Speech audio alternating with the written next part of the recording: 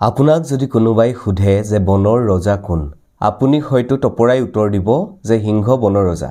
কিন্তু ভাবি চাইছেনে সিংহক আমি কিয় বনৰ ৰজা বুলি কওঁ? কাৰণ সকলোতকৈ বেগাইটো চিতাবাঘেহে দৌৰিব পাৰে।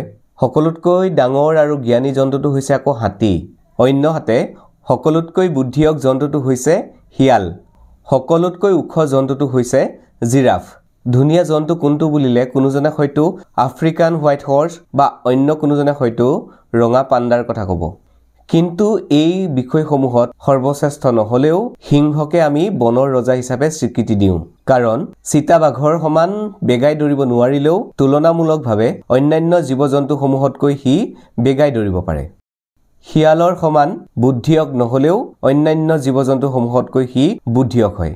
হাতীৰ সমান প্ৰকাণ্ড নহলেও অন্যান্য জীৱতকৈ সি প্ৰকাণ্ড বা বলৱান। হাতী বা চিম্পাঞ্জিৰ সমান জ্ঞানী নহলেও অন্যান্য জীৱ-জন্তুতকৈ সি কিন্তু জ্ঞানী। গতিকে কোনো এটা বিষয়ত সৰ্বশ্ৰেষ্ঠ হলেই ৰজা হ'ব নোৱাৰে। ৰজা হ'বলৈ হলে সকলো গুণতে কম বেছি পৰিমাণে হলেও শ্ৰেষ্ঠ হ'বই লাগিব। আপোনাৰ এই বিষয়ত মতামত কি? কোনটো গুণ থাকিলে ৰজা হ'ব পাৰে? আপুনি এটা কমেন্ট কৰি জনাব। আৰু যদিহে ভিডিঅ'টো ভাল লাগিছে লাইক কৰিব আৰু লগৰ সকলোৰে মাজতে শ্বেয়াৰ কৰিব। ধন্যবাদ।